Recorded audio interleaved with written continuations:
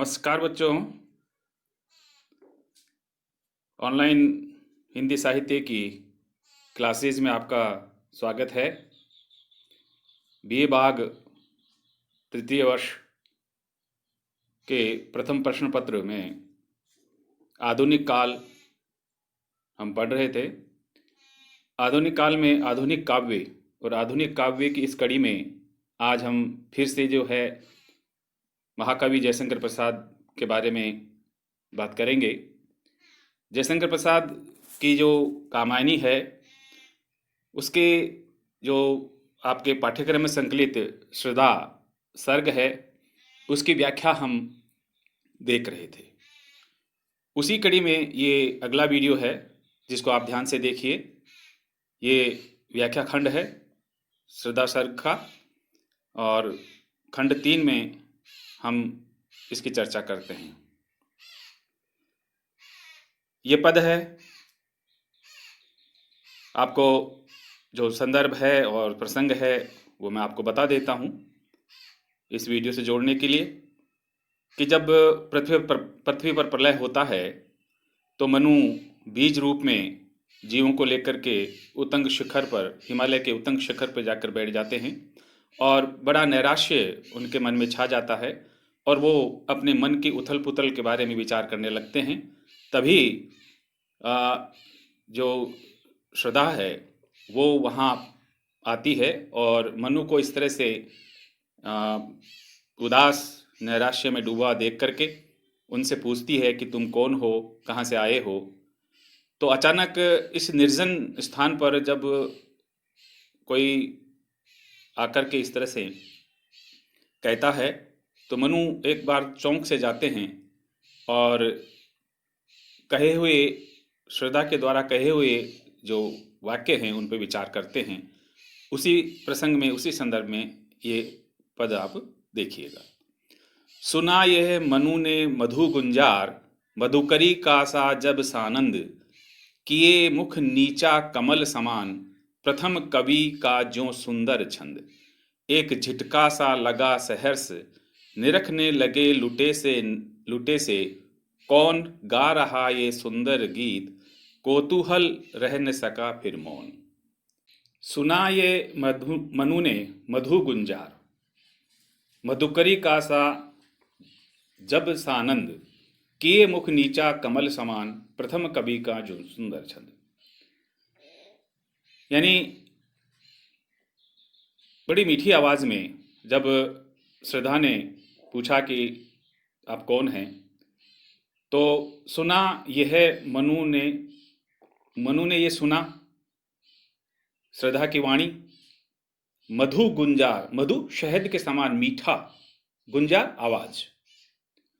मधुकरी का सा जब सानंद, मधुकरी भ्रमरी, भंवरा होता है। भंवरा का जो स्त्रीलिंग होता है वो भंवरी होता है। तो जिस तरह से भंवरी जो है गुंजारित करती है और आनंद से परिपूर्णित कर देती है, वैसी ही आवाज श्रद्धा की सुनाई पड़ी।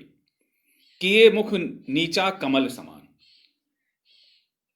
अपना मुख नीचे किए हुए जो कमल समान था, वह मुख नीचा किए हुए ही उन्होंने श्रद्धा का वाक्य सुना। प्रथम कवि का जो सुंदर छंद। प्रथम कवि वाल्मीकि का जो प्रथम जो छंद उनके मुख से अनायास ही मुखरित हो गया था, उसके समान जो है ये वाक्य सुना श्रद्धा का। एक झटका सा लगा सहर्ष, एक झटका सा लगा हर्ष से युक्त, निरखने लगे लुटे से, और उनको श्रद्धा को देखने लगे लुटे से, जैसे लुट गए हों, जो छावर हो गए हों, ऐसे देखते रहे।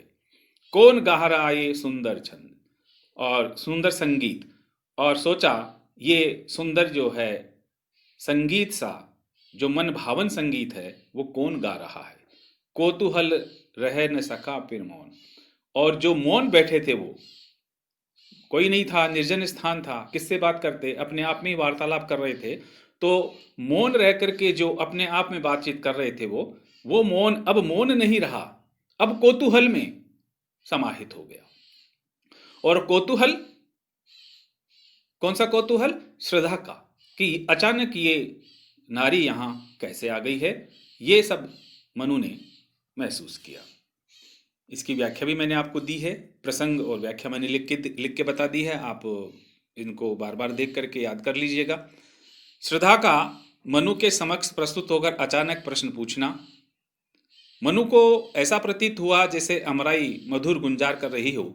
श्रद्धा का रूप सौंदर्य ही अपूर्व नहीं है, अपितु तो ध्वनि में भी अत्यधिक माधुर्य है। वह कोकिल कंठी है, भ्रमर भ्रमरी के समान गुंजार करने वाली है। अधिक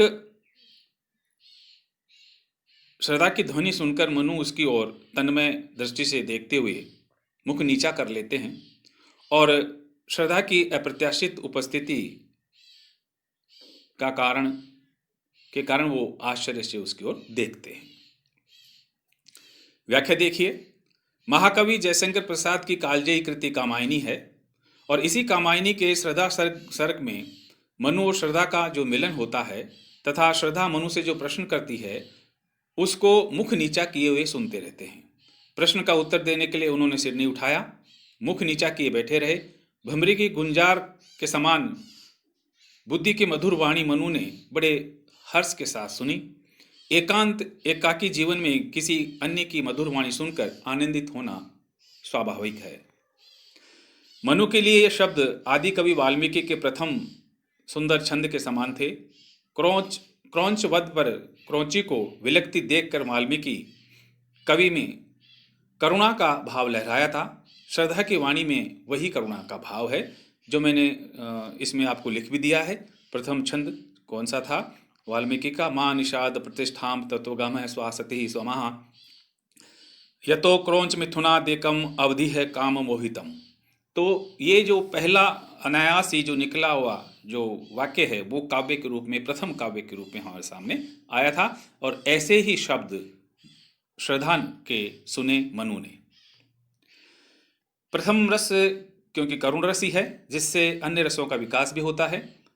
इन शब्दों के द्वारा मनु का परस्पर प्रथम परिचय हुआ।